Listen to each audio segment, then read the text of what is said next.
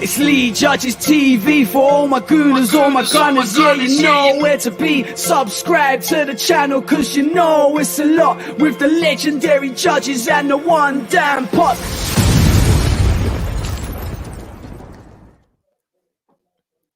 Yes, people, we're back. It's been a long week away. Lee's been away. I've been away. But we're back for Lee Judges TV. I'm your host, Dan Potts, as always, and I'm with none other than the main man himself, Mr. Lee Judges. Lee, how was your week away? How have you been? And are you impressed with the new modern technology on the show? I tell you what, we've gone up a level, haven't we? Like, we have been. Listen, we've been away, but we've been working on things, haven't we? We've been sorting out. We've made some new signings. You know, more signings than the Arsenal, if I'll be honest. So, and I tell you what, we've made signings that are going to be big players for us. You know what I mean? They're going to be main men. Skegness Davis joined the team, and look what he's doing with us already. We've got some fantastic graphics coming up now, all of this professional and all that. The intro, what can we say? We've got to thank Harry Shot for that. What a legend for doing that. Yeah, so it's all actions go. We've got so many things to talk about as well, haven't we? Because we've got things coming up. Got to say this, Dan, before we go on. I have to say, yeah, fantastic. The Formula One thing, fantastic. So congratulations for that. Well done.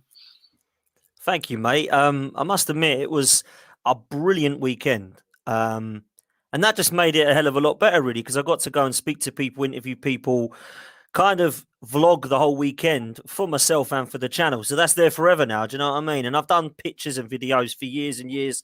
Me and my dad have been going since 1998. So we've never actually done it like that. You know, everyone's just got pictures of it. It don't quite sum up as well as I tried to. And I think even you were surprised, Lee, how much does go on that weekend. Do you know what I mean? I couldn't believe it. I just thought it was a bit of racing around the track, you know, going meow, meow all the time, but it was a lot better than that night. It was pretty good, and I really enjoyed it, like, you know. So well done for that. And I'll tell you what, I've got interested. I'll tell you what, it was a thoroughly enjoyable vlog. I've got to say that, like, you know, I really enjoyed it, like, you know. So well done, and well done for everybody being involved in that as well. And your dad done well on the old what they call it. I don't know what they racing simulator, driving simulator. That's the word I'm looking for. You know, done a really good job there. Like, you know. Also, thanks, I've mate. got to say that I don't know if you've actually seen my acting, David. I've done a little thing with the Irish guy. Someone's put it in the chat. I don't know if you've gone to see it, but if you go to the Irish guy, I've done a little cameo in that, like, and I haven't been able to get it up. I don't know how to get it up, but it's on YouTube. I'll send you the link. I don't know if we can put it on this channel. I'll have to ask him, but yeah, I've done a little cameo bit of acting, and I think it's come out all right. There you go. So say no more. Well, we'll have to get that on the YouTube channel, because I certainly ain't seen that either, mate. Lee, we got loads to talk about, man, because it feels like we've been away for long, because we've been out doing stuff that doesn't involve Arsenal or football. But Arsenal have been playing. Obviously, when I was at the Formula One, we had Rangers. We've obviously got to talk about Millwall. We've got to talk about how we're playing. We've got to talk about players that we think are going to be here, that are going to last the transfer window, because there's still some, I feel, that we're going to be selling. And of course, we've got to talk about some transfer rumours, mate. But let's start with the pre-season, because it's been disrupted yet again, because the Florida thing is not happening now because of COVID-19. So just give me your thoughts on the pre-season setup so far, Lee, and are you happy that we're playing all teams in this country, let's say, moving into the pre-season? I don't know about that. I feel so sorry for all the American Gooners that have all gone, you know, travelled all down to Florida. You know, I know that Mike, our friend Mike's gone over there, and like, you know, he's gone over there, and they've all gone down there, and they're still all down there. I think I've seen some pictures of them all going down there, and I think they've all been enjoying themselves. It's unfortunate that the Arsenal are not there. Such a shame. But unfortunately, this is what's going on with COVID at the minute. It's disrupting everything from our pre-season to the Olympics to, you know, I see John Rahm's got COVID for the second time in a couple of weeks. You know what I mean? It's cost him an Olympic chance. He'd have been very much in with a chance of winning a medal for that. So it's just the way it is and all that. And it has disrupted it. So I don't think from our point of view, as a playing point of view, going all the way over there, and playing a couple of games, flying all the way back. I don't think it's such a bad thing that from the playing point of view that we've stayed at home, played Millwall, maybe get another game in as well. I don't think that'd be such a bad thing. I think realistically, when we look at it, I know that there's a little bit of disruption, but I think, you know, when you look at it, Hibs, Rangers, Millwall, Chelsea and Spurs all in this country, I think it's a brilliant test to get you up and running. I don't think you can have no excuses if you're not ready come the first game of the season, if I'll be honest. I think that's it's really a good pre-season as far as I'm concerned from that point of view. Just got to get the business done now, some signings. I think that we know that we need some signings. And I think that we've made a couple of good signings so far, but we need to bring in some signings that are going to go into the first team and improve the first team. And that's the worry at the moment. At the moment, you know, and it's not all doom and gloom, because I'm sort of sitting on the fence waiting to see what happens. I'm not going either way on it at this moment in time, but ultimately we've not improved the team from last season yet, and I mean that sincerely. That we're 8th in the league and we've not brought anybody that's going to improve the team. Ben White will improve the team when he comes in. He's a very, very good central defender, but ultimately we've still not got nothing in midfield, and I think that we still need to just tinker with the forwards as well. Yeah, fair play. Shout out to KG in the chat as well. Big up KG, big Leeds fan, and he's wishing us luck if we end up with Ramsdale. We will get into that. But Lee, let's talk a little bit about the game. Lokonga obviously made his debut against Rangers. It was a game where, sorry, not against Rangers, against Millwall, but Rangers, I was at the Formula One, and when Balogun scored, I thought, oh, that's decent. It was the wrong Balogun, because it was the Balogun for Rangers. Talk to me a bit about that game. What were your thoughts going into the next Millwall one? Is it just about kind of legs and fresh legs now, Lee, or is there kind of more to it than that? Because obviously when we lost to Hibs, everyone was saying like a bit of meltdown, but what's your opinions on this? Hibs, Rangers and Millwall now? I think what you've got to do is take it in two contents. One, you know, the footballing side of it. Two, what's going on with the pre-season. I think what's happening is fans are probably myself included, are getting involved in the whole thing, like, you know, and going into that thing. You've got to take away the transfer side of things and look on the playing side. If you look at it on the playing side, it does not matter about any results, and I mean this sincerely. Manchester United lost to Queen's Park Rangers on when was it, yesterday? I didn't bat an eyelid. Don't care. Don't matter, because the thoughts are, you know, that Manchester United are going to be ready come a couple of weeks' time. So if you're thinking that about with other teams, like, you know, not, you know, Spurs are winning, Liverpool winning, all that, and not caring, then when it comes to the Arsenal, you've got to be the same, and that's what I feel that you have to be. I feel you've got to be the same with the results. I don't care what happens in the results. Don't care what goes on and whatever. I'm not going to go and judge anybody on their performances and whatever. But what I will then take away from that and separately and go towards the transfer fee, that's where I'm more concerned and looking at that more than anything else. I don't care what's going on the field at the moment. I care what's going on come the 14th or 13th? Friday the 13th is the day we play. You know, we're about to sign a forward called Jason, aren't we? Like, it's guaranteed, you know what I mean? So there you go. So all of it comes down to that. Now, at this moment in time, if we go with the same players we got now, then I can't see us doing really well.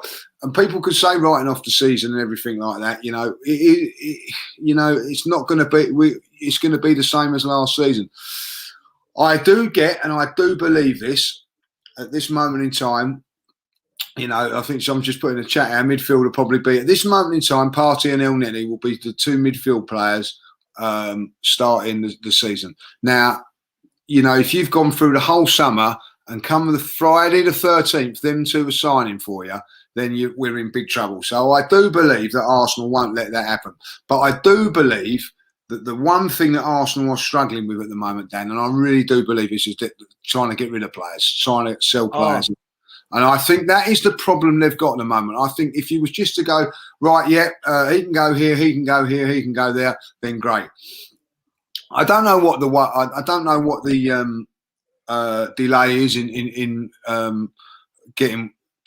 letting Willock go to Newcastle. I don't know why Maitland-Niles has not been pushed forward and whatever. I don't know.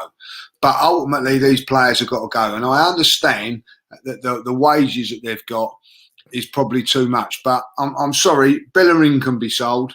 Xhaka can be sold. And I'm afraid that if they are on big wages and you want to get rid of them, you may have to take a hit of 1 or 2 million. You know what I mean? I look at it now, look at the Aouar situation. He was like big money last year, not so much this season. You have to look at Sancho. I think it was 90 odd million they was quoting last season. You know, it's definitely 80 or something in the 80s, went for 70 odd. So at the end of the day, we might have to just, you know, take a little hit on a couple. Otherwise, we're going to be stuck with these players. I can't believe that Lacazette and, you know, do you know what? My mum used to say to me, like, you know, when I was a kid, like, you know, learn by your mistakes, son. You will make mistakes, but learn by them. And here we are again with Lacazette and Eddie going into their last year of the club. When is this club going to learn, and when is it going to realise, can learn by its mistakes? And it certainly hasn't done it, Dan. I can't believe we're going again for this again, where we'll keep making mistakes. And I get people around the Arsenal fan base, oh, let's believe in this club, you know, back the club, oh, this is going to be different this season and all that. Like. And I go, yeah, but the proof is that we continually keep making these mistakes. There we are again. And they can't come back with answers. Oh, well, you know, you're negative, you are, or you've got to back the process. I'm happy to back the process, happy to do it. Get behind the team, be positive. But when you see mistakes like this happening all the time, or continuing to happen, I get a little bit frustrated, Dan. I'm not negative. I think frustrated is the word. I'm the same, mate. 100% I'm the same. And it shows you how badly the previous regime was. That they sat down, said Kolasinac, and said, you're worth 125k a week. They sat Bellerin and Xhaka down and said, we're going to give you over 100k a week. Somehow Mustafi was on 90k a week. Mkhitaryan 180. Somebody's gave Lacazette 182k a week. So whose fault is this? Is this Arteta and Edu's fault for not being able to sell them? Or are we still looking back at the previous regime? Because I am. I'm still looking at Wenger and Gazidis thinking, why were they giving these bang average players ridiculous wages? Carl Jenkinson was on about 50k a week, I think, until he went. So I look at that situation and think we are still having these problems from 4 or 5 years ago. Now, there are going to be some outs. I would sell Joe Willock now. And the reason I would sell Joe Willock is because I don't think we're going to get as much money as he's worth now. If he comes back to Arsenal and he gets a chance, great stuff. But he's not going to play every game, which means if we can get, say, 20 million for him now or 20 million plus, we're not going to get 20 million plus from Newcastle next season when he's played 15 games. So let's just accept that we're going to then go and get some replacement for Joe Willock, like Houssam Aouar, who's about that much money.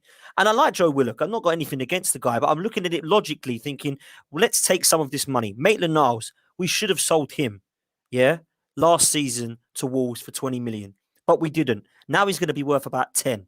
I don't want that to happen to Joe Willock because then you've got 2 players there that we've lost 20 million on. So we need to be very, very wise. And we haven't been smart for God knows how long. I saw a rumour the other day, Jordan Henderson being linked to Arsenal. Mentality-wise, spot on. I'd love that in my club. But he's another one of these kind of washed-up type players that are going to get to their late 30s. We're going to put on a 3-4 year contract. And he's just not going to cut the mustard. He's had a poor year at Liverpool because of his injuries. I don't think he looked very good in the Euros. I don't want that to be happening. So I was waiting and waiting. I thought it was going to be Ryan Bertrand who was going to be our 32-year-old we're linked with, but it looks like the 30-year-old we're linked with this season is going to be Jordan Henderson. I like, however, what Arteta and Edu are doing off the pitch, and I've said it week in, week out. I can't stand the fact they can't execute it on the pitch, and I'm not a huge fan of either of them. However, off the pitch, I can't fault them. They're looking at getting a young crop of players that are going to take us forward over the next 4 or 5 years, hopefully, together, a little bit like Sir Alex Ferguson did in the class of 92. So when I look at these friendlies pre-season that we're doing at the moment, I'm liking to see Balogun involved. I'm glad Lokonga got his debut, which we'll speak about next. I'm actually okay if we're playing some of the youngsters or bringing some of them on, I'd like to see Aziz have a go. So I'm looking at that now, thinking, I think that is the way forward. I know Martinelli's away at the Olympics, but he's one I think that is looking at it. Smith Rowe's been playing, which is good. So before we come on to Lokonga, I'm just going to talk about one player that I'm worried about, mate, and has looked pretty poor, or he's picked up where he left off, and that's Aubameyang. Now, I don't know what's gone on with him, Lee. I don't know if it's personal. I don't know if it's lack of quality. I'm looking at the situation now worrying, because I know it's only a handful of games and it's pre-season and it's about fresh legs, but I'm just looking at him and I'm not feeling it at the moment, mate. How important is it that Aubameyang comes back to his old form, mate? Because he was immense for us a couple of seasons ago. I think it's a big worry. I do think it's a big worry, but at this moment in time, this is the time to get the form done and all that. But I'm a believer now that that sometimes you hit a peak and then you're on the decline, and I do feel that Aubameyang is on the decline now. I think Lacazette is as well. Like, you know, they're in their 30s, 31, 32. I think Aubameyang's 32, if I'm correct. So it's going to be a tough thing, like, you know, and this is what we're going to talk about when people transfers coming in. And I do worry about that, you know, that we're in that position now when we've got to look to act and get a striker in. And Pepe has got just 1 year left of his contract, by the way, like, you know. So I don't know. There's just saying. So, but what I see with Aubameyang, I think, like all Arsenal fans at this moment in time, we're all hoping that he can get back to his best and score some goals. But ultimately, if this season starts off with he has got to be supplied and regularly supplies, and so that he does get chances. So if they don't get in the midfield players behind him, and then I think you'll see an inconsistent Aubameyang. He's got to be fed and got to be fed well. And at this moment in time, you know, I wouldn't say he's on scraps, but it's a little bit more than that, but not enough. And you know, I see the other day he got a hat-trick of chances against Rangers. He should have took them. That's the sort of service that he's got to be having. But, you know, Rangers are not in the league of the teams that we're going to be looking to get on, you know. And then you have to look at it that when you play Manchester City, Chelsea and those guys, you're going to have 1 or 2 chances like he did in the FA Cup, and he's got to finish it, you know. So that is what I'm looking at, and I'm thinking to myself, look, I'm optimistic that that he can do well, but do you know what? I'm not going to put my ass on it that he is, and that's how I feel about him at the moment. But if we Mark Jerome's just made a good point. Obviously, he had malaria last season, which can take a lot out of you, and, you know, take you out of you for a long time. And I think he's right there, because obviously he had some personal stuff off the pitch. So maybe we should give him more time. I'd love to see him start scoring, Lee. I absolutely love Aubameyang, one of my favourite players, and has been for the last 3 years. But it's just disappointing, in it, when you know he's got it in the locker and he hasn't been able to cut the mustard in the last few months. Yeah, you know, look, listen, he hasn't, like, you know. Welcome, Mike, in the chat, giving it large in there, I see, like, and I hope you're enjoying your time in Orlando without the Arsenal. But hopefully you're having a good time. Yeah, I think that all these things will have not helped. I've got to say that, like, you know. But and listen, he did score goals last season, Aubameyang. You know, it wasn't that bad, but ultimately he missed a few really, really good chances for us as well. But he's done that all through his career. He's always scored goals. You know, listen, as a goal scorer, you're going to score goals, you're going to miss goals. As simple as that, you know. So it's how you come back from the missed ones, and 9 times out of 10 he does well. But I just, you know, I see pictures of him. He looks about 40, doesn't he? Like these days, you know what I mean? Like, you know, the Arsenal hasn't kept him young, I'll be honest. So, well, a few in the chat are talking about his haircut. It was different every week, isn't it? Well, I can't talk about things like that for obvious reasons. But like, you know, I think at the end of the day, you just got to say, look, he is an elite striker, or was an elite striker, apart from one bad season last season. Now, as bad as his season was last season, it's still better than a lot of strikers in the Premier League. So, you know, let's just hope that he does click. If he doesn't click, Arsenal are in trouble then. Well, I made the joke, didn't I, a couple of seasons ago, and I said Aubameyang's so important to us that if we didn't have him, we would have come 17th. And that wasn't this season, that was the season before. And then we pretty much didn't have him, and we were floating around 15th before Christmas. And I was thinking, wow, everyone was laughing at me, but actually this stat was actually right. It's come back to say, yeah, actually we do need him. And I think he scored something like 13 goals or 10 goals in 13 games, I think it was, towards the latter part of the season. So I'm hoping that that is a good thing. Listen, he's an elite striker. He's up there. If you look at the last 5 seasons, he's up there with Lewandowski, Messi, Ronaldo in terms of goals per minute. So I don't think we can be too harsh on the guy, but we really do need to see him, and we need him big time. We've got a super chat here. Taryn Reddy, our fan base has a weird habit of convincing ourselves with players we have. There's a reason why it feels like rinse and repeat cycle every year. It's got a bit of a point there. I mean, there's a few people in the chat as well. Thanks so much for your kind donation, mate. If you do want to send a super chat, please do so. And he's bang on. He is bang on. Bang on. You know what I mean? And this is what you know, you got a lot of fans at this moment and say, be positive and be this and be that. But then you get, you know, a comment like that, and you think to yourself, well, he's spot on when he says something like that, because it is spot on.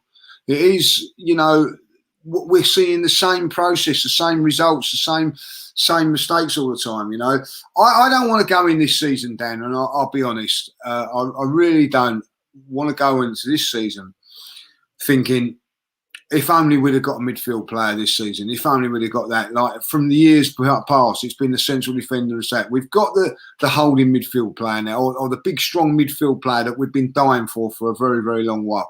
We've got the central defenders that I think can take us for 5, 6, 7 seasons, if I'll be honest, in Ben White and Gabriel. And we've got good backups, if you think about it as well, with Mari, Saliba, who's on loan. Holding would be a good backup central defender, is what we've always said. Not the main guy, but a good backup central defender.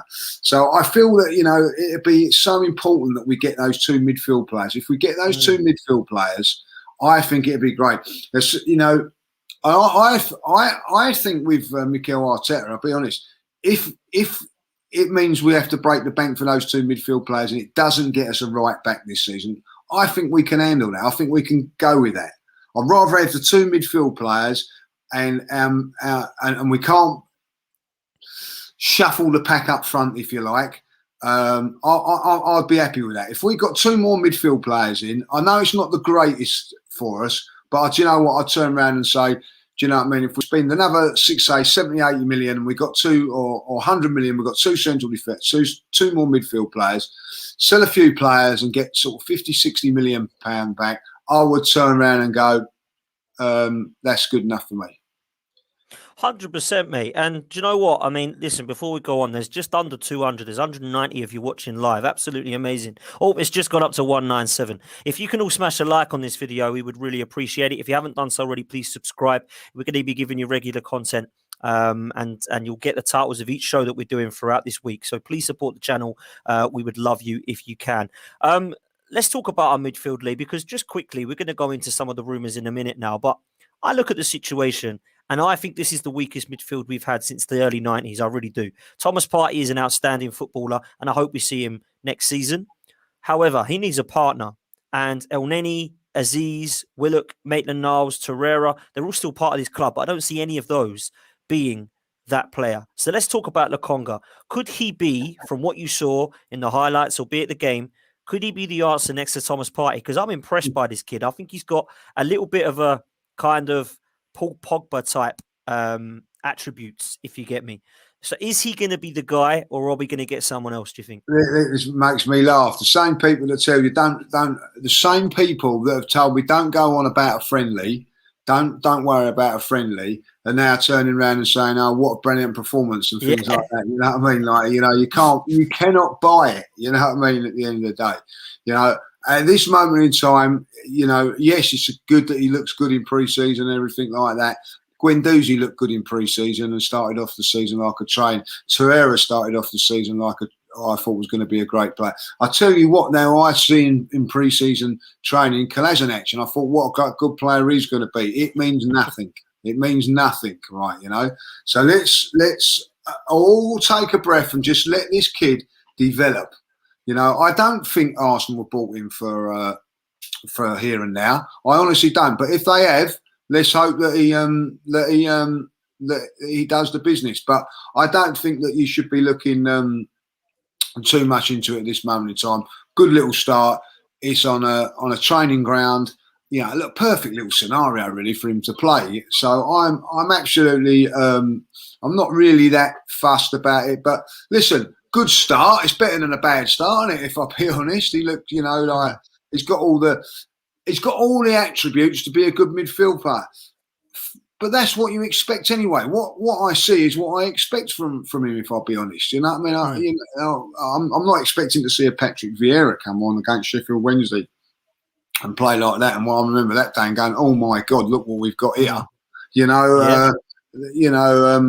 There's only a few times you've done that in there. There's only a few times you've done that. I've done it with Fabregas. I've done it with Vieira. Done it with Jack Wilshere. Someone's saying I compared him to Pogba. I didn't. I said he's got attributes that are similar to somebody like Paul Pogba. So let's not go over the top. I've only seen him for a few minutes. So, but I do think that we're looking at someone who's highly rated here, Lee. And again, a youngster. He's in the right age bracket to grow with these croppy young players. So 100%. I can understand it. I see where Arsenal are going, Dan. I see where Arsenal are going. They're going to bring in young, hungry players. They're going to get them coached the way that Arteta wants them to do and look to go from there. I think that they're going to also looking to build a British core or English core of players.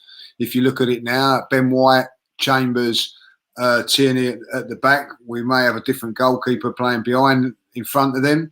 The midfield, we've got some English-based players there that we could, if the rumours are right, and we could be going in for them as well. So. And the three players that we're going to mention in a minute, which we've got some talk about them, are all English players.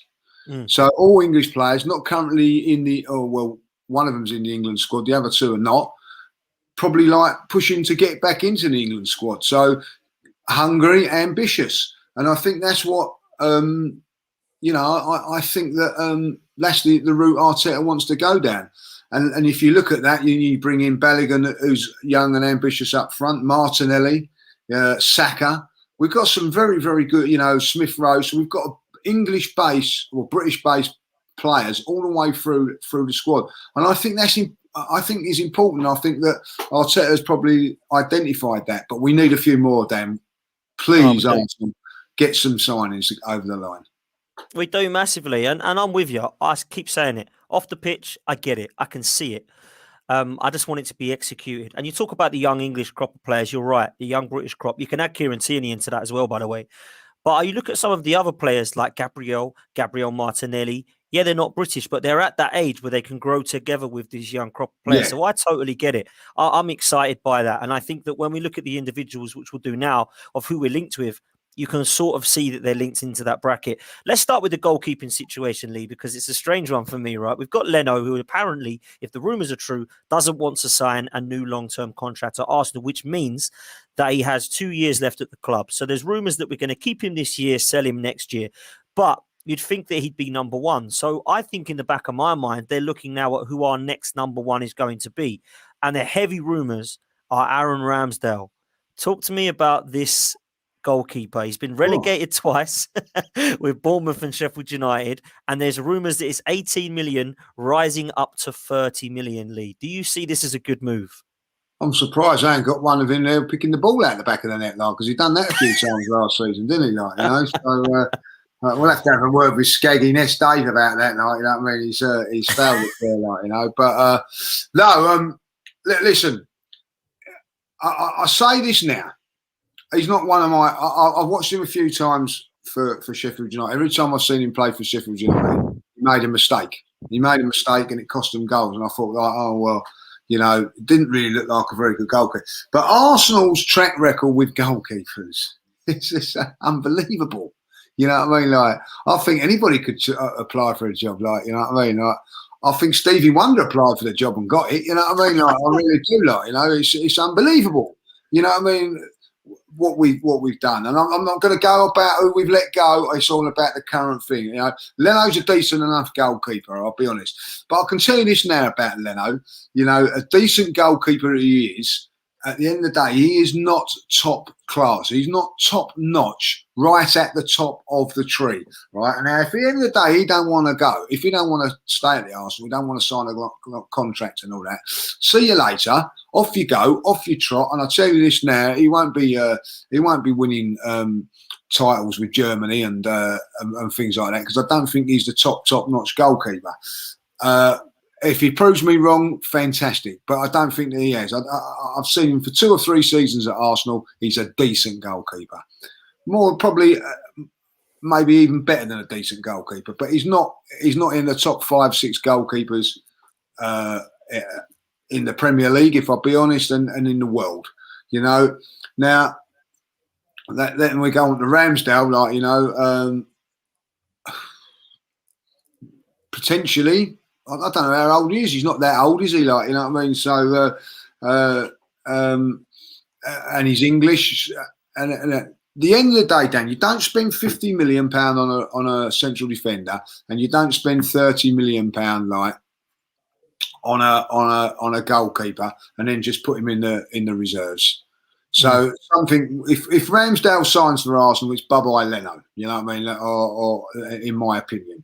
Or, you know, and it could be that Arsenal are saying to Leno, and this is another thing which was mentioned to me the other day, it could be that the club are saying, oh, we're looking at signing, like, you know, and maybe forcing Leno's hand to say, all right, okay, I will sign, you know. So you don't really know what's going on all the time, you know. So, and I get that. So when people are saying, well, we're going to go, we're bidding for Ramsdale, we're getting him and whatever, there could be 100 different things that are happening with that. So let's see what happens. But if they do sign him, you know, I think that we've then, you know, I think it's the end of the line for Leno. But also, you know, the goalkeeping recruitment person better have his P45 handy, because I tell you what, if things go wrong, you know what I mean, he'd be out of the door. Well, it's a risk, isn't it? And it's always a risk when you take that signing. Let's look at the positives, because I'm with you. I don't think it's going to be a great deal. I'd rather go for Sam Johnson if we're going to go down that route, or I would take a punt and on Onana from Ajax and just say to Leno, look, this guy's got a doping ban. He's not going to be about. You're going to be number one, and then he takes over from the number one next season. But it looks like Ramsdale is the guy. Now let's talk about the positives. He is probably the understanding of this young crop of players that we're talking about. He is the answer, because he's 23 years old. There's no other England player of that age that's coming through, that I can see anyway, because he's not calamity every single week, this guy. I've not seen him chucking balls into nets every single week. He's made some mistakes, right, like a lot of keepers do. Sam Johnson, I would have been happier with. He's a little bit older, but I would have been happier with him. But he's got time to grow because he's young enough. So he's a goalkeeper that's definitely got some mistakes in him, like all young goalkeepers do. But I remember Emi Martinez punching the ball in his net when we beat Reading 7-5. And I thought, please never see that goalkeeper in my goal ever again. He was a sieve, mate. Everything went through him. But he's now one of the best goalkeepers in the world, people are saying. And he's at Aston Villa, and he was the one that we shouldn't have let go, but we did. Now that we've let him go, we need to look at who's here and who we can get.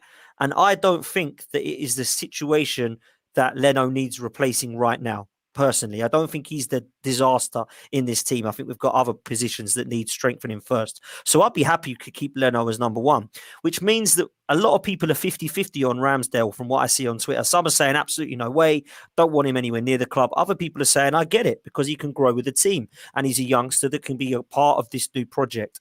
So I can see some positives and I can see some negatives. I must admit, when he was at Bournemouth, he pulled off some absolutely brilliant saves. But I'm a little bit like Roy Keane about goalkeepers. If they're a good shot stopper, they're just doing their job. It's more than just shot stopping. It's more than just reflexes. It's coordination. It's command of area. It's distribution these days. Being part of that modern day goalkeeper. We've seen our best example I can give is De Gea. Absolutely outstanding, world class a few seasons ago. When the goalkeeping mold and the football mold changed, he's been dreadful. So I think that is something we need to look at seriously when we look at this signing. It's a lot of money though, Lee, isn't it? 30 million. We're talking about 80 million on Ben White and Ramsdale. I mean... Well, listen, I look at that and I don't care. But I'll tell you what would be the criminal thing about Arsenal. If they're spending 80 million on those two players, fair enough. And then they neglect the midfield, then I'll be furious. You know what I mean? I can't see Arsenal spending 50 million on a goalkeeper and then saying, do you know what, I'm happy that we'll go with El Neni in midfield, because that, you know, it's not going to happen. You know, if they're spending that sort of money, Arsenal, that they will be spending big money in the midfield area. So when people turn around to me and say that Maddison's going to be too expensive, I don't look at it and believe that. I think at the end of the day, if you've got 50 million to spend on a central defender, you've got 30 million on a goalkeeper. So really, just work that out. 30 million, you've gone up to 50 million, midfield player, 70 million, forward 90 million. That's what they're looking to do. And I think that's what they will do. I think that we won't, I think that if we can get rid of a couple of players from the forward line, i.e. Lacazette and Eddie, I think that maybe we can bring in the next player that we're going to talk about in Tammy Abraham. I think that Arsenal, there's big rumours that this could happen. This could definitely happen. And I think that it possibly could, because I think that, again, what is the criteria we've just been talking about? Young, English, 23, 24 years of age. I could quite easily see this one happening, if I'll be honest, like, you know. Would you be excited about it, Lee? Let's talk a little bit about Tammy Abraham, because I heard it and I thought, do you know what? I don't mind the rumours, but I believe it's quite a lot of money. We're talking about between 30 and 40 million they're rumouring. For a player who's, let's be honest, stats have been good. He's gone on loan to Villa, did well in the Championship. He has come on and done quite well for Chelsea. He's playing surrounded by quite a lot of creativity and in a good side, but he's burying them away. My problem with him is I don't know if he's ever going to be elite. And that's the thing we can question about, because he's got age on his side. Again, it's another young English talent. Do you think that he could be... It's kind of a risk, isn't it? He could be a Danny Welbeck or he could be a Thierry Henry. You really don't know yet because of his age. But what do you make of it? And I'll tell you this now. You'll have people in the chat and people in around and whatever will be turning around and say, well, no, I'd sign Lacazette for another 2 seasons. I'd sign Lacazette for that. Like, Lacazette's a very, very good player. Is he elite? No, he's not elite. Is it Tammy Abraham's elite? No. Potentially he could be, though. But I'll tell you something now, Lacazette will never be elite. Never. Because he's 31 years of age now. If he's not elite at 31, he's never going to be elite. You know? So I'm not on that. I get what people are saying, you know what I mean? We're going to be doing this and funding, Haaland for Chelsea. You know what I mean? I get that, you know. But ultimately, we're not going to get Haaland, are we? We're not in for him. You know what I mean? We're not going to get him. So realistically, we've got to look to go down a different route. And again, what I'm saying is younger, hungry players. Now, people are saying, oh, Tammy Welbeck, and disrespecting Danny Welbeck. You know, Welbeck was never going to be the main man at Arsenal, and unfortunately, injuries curtailed his career. But you know, he who knows if it weren't for injuries, what would have happened with Danny Welbeck? Like, you know, so I'm not too fussed if we get that. I'd rather have Tammy Abraham at the club, if I'll be honest, than an aging Lacazette and an Eddie that's never going to prove himself. Like, you know what I mean? Like, you know, that is my opinion. So a lot of people are saying, "I'll keep Lacazette." There's one player I'd rather see, and that's Balogun. Because Balogun could be our Tammy Abraham, could be better than Tammy Abraham. And I like to see him get an opportunity this season. I'd rather like to see him get more opportunities than the other guy. Listen, you know, Lacazette's a good player for us in the system that he does well for us, but he's 31 years of age. This time, get this into your heads. This time next year, he won't be here. He will be a free agent and will be gone. So, you know, what do you want to do? Do you want to continue with Lacazette, or do you want to give him a 3 or 4 year contract? I know what I'd rather do. And, you know, the trouble is you can't ask the club to be ruthless if the fans are not going to be ruthless as well. I totally agree. You've got to be ruthless. Now, I go back to the thing with Maitland-Niles. Me and you were a little bit guilty of it. Oh, we'll keep Maitland-Niles. We'll keep him and all that. Right?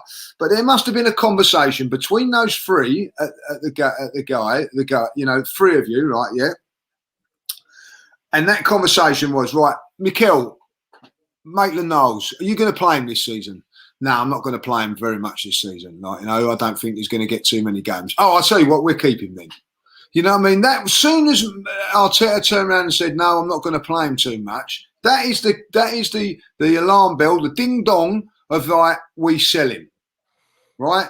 But no, we haven't. Now we're in a position where everybody's saying in the chat and in the forums and your WhatsApps, yeah, I'd sell Maitland-Niles now. We didn't want to sell him last year. Yeah. You know what I mean? Like, you know, so now I don't want to sell him, like, you know. So I would say, great call from someone in there. I'd go for Dominic Calvert-Lewin. I would go for that as well. That would be a magnificent signing if you could get somebody like that. I don't think that we'll be able to pull that off. In saying that, though, if we're pulling off these Ben White ones and the Maddison ones and whatever, like, then maybe we could get that. But I think that would be a very, very tough one. I don't care. I'm not going to listen to anybody now for whether it's a big thing saying about, you know, in the nose or all the journalists. No, we can't get him because we can't afford him, all that. If you're spending 50 million, I'll quote it that, £50 million on a central defender that is not what at the top of your list, you've got money to spend. So I'm not having none of it there. If Arsenal want to go for someone, they will do. And I can tell you this now, you know, someone put up today, you know, about Mr. Ornstein never gets it wrong. Well, he said that Pepe wouldn't be coming to Arsenal. I think Pepe is at the Arsenal. Has been for 2 seasons. So I don't care. I don't listen to anybody else now. Let's see what Arsenal do at the end of this transfer window, and that will gauge us then whether we're going to be challenging for a top 4 or we're going to be where we are. And the day the transfer window comes on, we'll have a show at the end of it, and we'll write down exactly where we think we're going to be, come of it, and I know exactly. I can say that now with the signings we make. I'll write a number down. I'll tell you what, I'll bet on one place either way out of it, right? With the players we sign. Yeah, listen, you're absolutely bang on. And Kieran in the chat is talking about Maddison as well. We're going to come on to him next. But just before we do that, I just want to talk about the situation of have we changed? Because you talk about it, you know, we'll see where we're at. We've spent £50 million on Ben White. I'm being told, I think on Sky Sports News, he's going to be announced on Wednesday. I feel we needed a centre-half a couple of seasons ago and we bought a winger for £72 million, by the way. And you're right about Ornstein, because he did say that Pepe is categorically not coming to Arsenal. And 24 hours later, he was an Arsenal man. So you can't listen to everybody that you think are reliable. However, it'll be interesting to see if we've changed, because if they believe centre-half is our priority, they're on a different wavelength to most of these fans, because we can all see that the midfield is lacking defensively and creatively, by the way, because we need transition, but we also need a little bit of steel in there as well. Thomas Partey is not this anchor. He's not a Basuma or a Ndidi. He's just not. He is much more box to box. So for me, it would be Basuma, 100%. I'd go and get Basuma from Brighton. I know we've just spent 50 million on Ben White, and they don't want to sell all their players to us, but he's a gooner. He's just what we need. He anchors in midfield. He's got all the attributes for me to be a partner next to Thomas Partey. I'd absolutely love to see it like that. If it's going to be a Neves, if it's going to be a Hosam Awar, they're very different players to that. And I'm not quite sure that that's what we need it, but I'm not quite sure that that's what Thomas Partey needs as much as a Basuma. So it'll be very interesting for that. But if we look at the creativity side of things, Lee, James Maddison, talk to me about how realistic is this, James Maddison to Arsenal? Well, I'll be honest. I when it first came up, I laughed about it. I thought it was definitely not going to happen. It was quite funny. But I'll tell you what, I've spoken to a few Leicester people, and they feel it could happen. They feel that that Maddison has fallen out with Brendan Rodgers. So, you know, he feels that's one of the big things that's going on there. And by all accounts, I know it's only rumours, that he's pushing for a move to Arsenal. He wants it to happen. Now, it may be a 50, 60 million pound bid plus Maitland-Niles, I think, has been mentioned. you know, if it is, then, you know, the case may be that is what we'll have to do. We need somebody in there. Now the rumours are that we're still waiting on the Odegaard. You know what I mean? Like, that could still happen. Like, you know, so. Do you want that to happen, Lee? Do you want Odegaard or Maddison? Because the way I see it is Odegaard is going to be about the same money Real Madrid want. So I'd rather get a young English talent that, by the way, is suited to the Premier League and looks to be a real talent than Odegaard, who I thought had a handful of games and went missing after the West Ham game. Do you know what I mean? Tough one. I thought Odegaard, you know, that injury didn't help him, if I'll be honest. But, you know, I'm gonna say, yeah, let's have Maddison. I have been crying out for Arsenal for many years to go for Premiership proven players. You know, yes, you have to spend that little bit more. Yes, that's why I'm happy we've got Ben White. If you look at Ben White, people can criticise whatever. Championship toughness. So he's gone through a whole campaign of playing Championship football week in, week out for Leeds, won the title. Where is it? So it shows he's battle strong. He's then gone into the Premier League and he's done it at Brighton. So for me, yeah, that's a great ticks every box that I want it to do. Maddison's done the same. You know, he's now come into the team. He's done very, very well at Leicester. I think he's a quality footballer. I think, if I be honest, I'm going to be really, really honest about this. I think he's lost his way at Leicester a little bit. I think he's lost his way with discipline a little bit, with what a couple of things that he's happened with him and all that. He then was not getting back into the team. And sometimes, you know, you run your course with a club, you run your course with the manager, and you know, he might need a new challenge. And that's no disrespect to Leicester or whatever. He might feel that he needs a new challenge. Now, a new challenge to go to Arsenal, you know, let's be honest. Leicester can get to a certain height and win the title, which they've done, is fantastic. But can they maintain that with their current club? I'm not so sure. Arsenal's a massive, massive club, and he may feel that he needs a new challenge of saying, right, I want to get Arsenal to where Leicester are and beyond. You know what I mean? It's a big challenge, but ultimately, when you look at it, he's got, you know, young players around there. If he's maybe looking at getting back into the England team, I'll tell you what, Smith Rowe's got a good chance of pushing towards England honours. Saka is obviously in there. Like, if I can get in there and play and start playing really, really well, I don't care what anybody says, Dan. I'll say this now, and I put my mortgage on it. If Jesse Lingard was doing what he done for West Ham, what he was doing that for Manchester United last season, he would have been at the Euros. I guarantee you. But because he was doing it at West Ham, it got a little bit brushed under the carpet. Completely wrong in my opinion, but I still believe that. I think if Maddison was doing the business for Arsenal, it would give him that little bit more, what's the word? You know, limelight. Put him in the window a little bit more for England. That is my opinion, like, you know. So I could see it happening. 60. If you're paying, why are people going, 60, 50 million, 60, 65 million is going to be a big bit. We just spent 15 million on a central defender. You know what I mean? It's doable. So if Arsenal want Maddison, price shouldn't be a problem. Price shouldn't be a problem. You're right. Yeah, you're right. And I think that it could happen. 50 million and Maitland-Niles is the rumour. I spoke to a friend of mine who knows somebody from Leicester City, massive fan, and he said the reason Brendan Rodgers fell out with him was to do with his kind of attitude or party that he went to, and they fell out about him not wanting to go to it. And then he played 4-4-2, which Maddison doesn't fit into because he's a number 10, or kind of, he doesn't actually see himself as a number 10. He sees him more as an attacking midfielder, like an attacking 8, let's say. But they played 4-4-2 with Iheanacho and Vardy, and then obviously had Ndidi in the middle with Tielemans.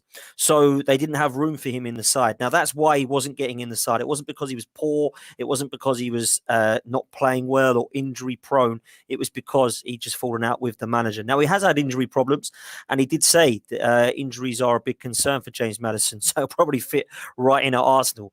However, I think it would be a fantastic signing. I really do. And it would be a signing, Lee, that excites me. It would be like a marquee or near a marquee signing, because he's a player that I think could grow to be something pretty outstanding. He's still, again, very young. I know he didn't get into the England side, but you look at that England side at the moment, Lee, and it's very hard to get into. You know, you mentioned Jesse Lingard as one, James Maddison's another. You got Grealish, you got Foden, you got Saka, you got Sancho. This is very, very difficult time to be an attacking midfielder if you're English to get into the side. So I still think it would be a good signing. And you're bang on, mate. £50 million for a centre-half. If we can get that for James Maddison and we don't do it because we've already spent 50 million on Ben White, then I'm going to be questioning the transfer regime. I'm going to be asking them what they're doing because we need a creative midfielder. We need a central midfielder. It's not going to be bad for Smith Rowe, because Smith Rowe does not need to play 38 games. Neither does Saka, by the way. They do need to be not burnt out, and they need to be within the squad and playing a lot less than they did, a lot less minutes, by the way, than they did last season. So I think it would be a really good signing, James Maddison. How, if we do get him, how do you see certain players in that midfield being used? Do you think Smith Rowe will play with him? Do you think he'll be a player that kind of gets ahead of Smith Rowe? How do you think Arteta will do it? Well, I look at it now. Like Smith, Odegaard was playing more in that role than Smith Rowe. I don't see Smith Rowe as that sort of player, one that's going to pick passes and all that. I see Smith Rowe as a very, very good ball carrier. He gets the ball, he drives at people, beats players, goes past players, a little bit like what Jack Grealish does.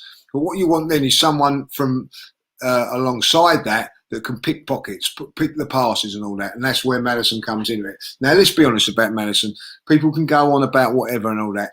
Before he got injured, Leicester were guaranteed top four. They were flying into the top four, you know what I mean? Like, he got injured and they stuttered. So when people turn around and say, this about Maddison and that and all that, one of the big reasons that they didn't get top four because he got injured and he never come back quite the same. And I think someone's put it in the chat. Imacho, is it started scoring goals for fun? They couldn't leave him out. He forced, realistically, what Brendan Rodgers should have done was drop Vardy and brought back Maddison. But, it's too big a decision. So he tried to cater. Sometimes it worked, sometimes it didn't. It didn't actually work for them. So I do feel that we need someone like that. I still feel that you'll see Smith Rowe playing as a wider sort of options, be Saka, Smith Rowe, and being mixed and matched a little bit, Martinelli and whoever. I do think that when you look at it, Dan, we're overloaded in there. Martinelli, Eddie, Balogun, Lacazette, Aubameyang, Smith Rowe, Pepe. I might have even missed somebody out. There's 7 players battling for 3 places. I did miss out somebody. Sorry, Willian.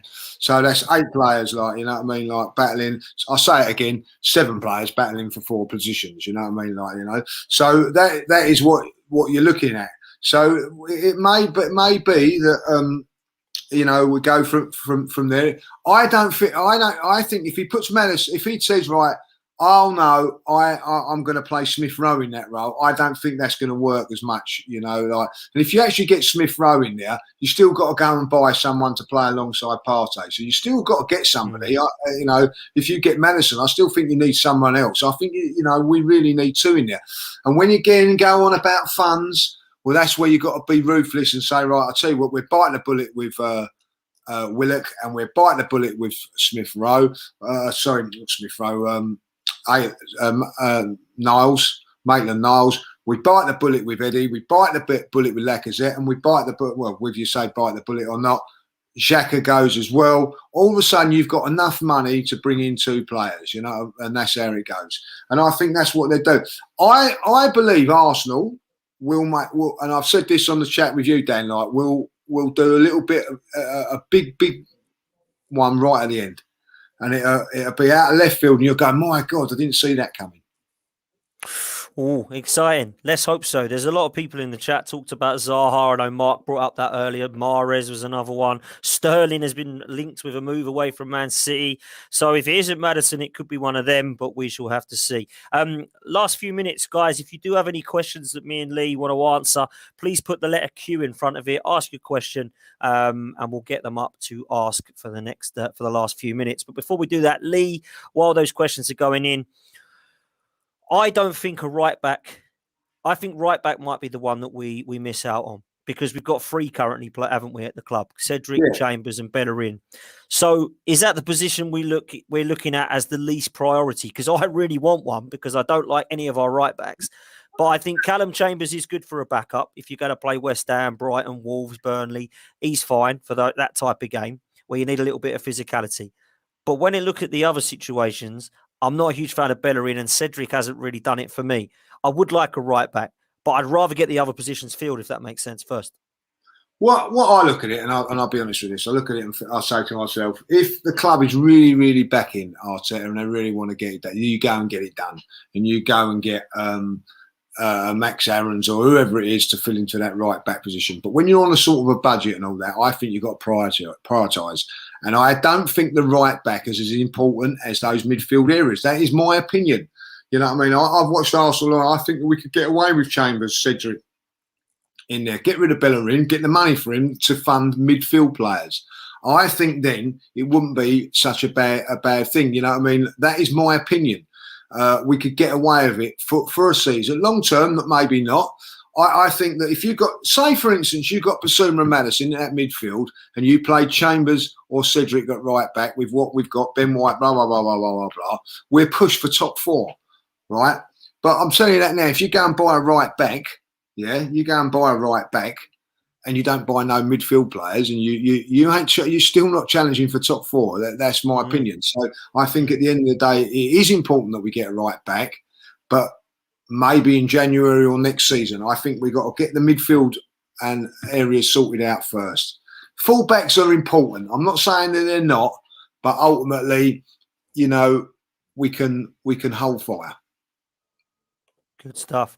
Right, let's do a quick fire with some of these questions then. Lee, I'll let you take this one. Who will finish higher, Arsenal or Spurs? At the moment, toss of a coin. Toss of a coin at the moment. Because, you know, if I'll be honest... I think Harry Kane's going, mate. So I'm going to go Arsenal. Depends who they go and buy it, isn't it? Well, it does depend. They ain't going to replace his goals, mate. Come on, let's be optimistic. Let you take this one, Lee. Arteta or Edu said back in February they're preparing for next season with their transfer targets. Yet since the window's open, struggling to get targets in. What have they prepared? ? Well, I think that they have. But obviously, it's not only Arsenal that are finding it difficult. And I do think that ultimately it's getting rid of the players. I think if they'd have had a clean slate and got rid of 5 or 6 players easily at the beginning of this window, I think it would be a lot easier. Unfortunately, it's been tough. Fair play. Mark says, Mark Arthur Phillips says, happy for you, judges. This is the first time I've tuned into your channel. I'm tuning from the lovely island of Bermuda. Mark, thank you so much for your kind donation. I hope you had better weather than us today, like, you know. Absolutely. Lee, if we could only make one more signing, who would it be? I would obviously say Jack Grealish because I absolutely love the player. What about yourself? Yeah, someone like that. Some real big market midfield signing, 100%. Caleb says starting 11 for the first game, guys. Go for it, Lee. Starting 11. What my ideal starting 11 realistically would be Chambers at right back, White, Gabriel, Tierney, Leno in goal, midfield of Basuma, Partey and Maddison. Up front, Saka, Pepe up top and Smith Rowe. Good team. Let's see how realistic that is coming into it. Let's go for the next one. Next question is from Stan Kroenke. He must have heard us talking, Lee. Stan Kroenke. If we get Sterling, we can go for the league title. Interesting one. Very frustrating player, Raheem Sterling, but for me, would be one that could take us forward. And I was really impressed with him at the Euros. He just scores goals and he just gets assists and he just creates. He's very difficult to play against. He wins free kicks. He wins penalties. I would be a massive fan of that signing if we were to get it. He's very frustrating to watch, but we'll see what happens. Are you worried about Aubameyang, says Caleb? I think we've kind of touched on that very early on. Yes, of course we are. Well, let's hope that he finds his form. Brian Mayer says we won't challenge for top 4 with one transfer window worth of signings. Lee, what do you make of that? Has he got a point there, Brian? Does we still need more transfer windows? Well, no. We've got, you know, listen, yes, everybody needs transfer windows. Even Man City need a transfer window, you know, and things like that. But Mikel Arteta said that he was going to be back by this ball this summer. So I expect him to be backed, and I expect him to have come not so much on the 13th, Friday the 13th, but by the time we come back to from international duty and the transfer window closes, I expect Mikel Arteta to be fully backed. If he's not, it's down to him, because he said that he was going to be backed. It comes down fair to play. We've got a question here. Congratulations on the channel, Lee. If not Maddison, then who are the next best options of real quality? I'll take this one. I'm a massive fan of Husam Aouar. I have been for ages. Yeah. I like him at Lyon. I think he's got the ability. He takes 3 or 4 shots per game at goal. I think he's got a little bit of a Cesc Fabregas kind of attributes about him. So I think he would be the next best option. Lee, what do you make of that? Yeah, or Bernardo Silva. Man City's been mentioned a few times. That would be someone I would look at. I like Aouar. I still say this about Aouar now. You know what I mean? This is Manchester United for a whole year went after Sancho. They've got him this season. Last season we went a whole summer going for Aouar. Wasted our whole summer for Aouar. Didn't get him, and all of a sudden now he's half the price, and we're still not getting him. So true, man. So true. Mate, absolute madness for me. We're going to take 3 more questions. Can Ramsdale at 23 be better than Leno at 29 in the future, Lee? That's a good question. Could he? We don't know, do we? Answer is I don't know. I've seen Ramsdale a few times. I've not been impressed with him. I'll be honest. He makes too many mistakes.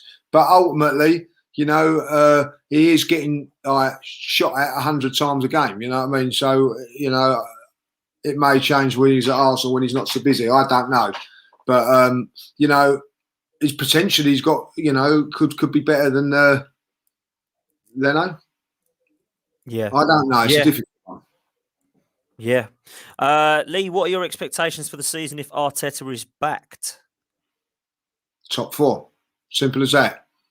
If Arsenal get the player, I think they should get in. If I was the owner, I would say, and a realistic owner, I'd say, right, I'll get you him and him. I'm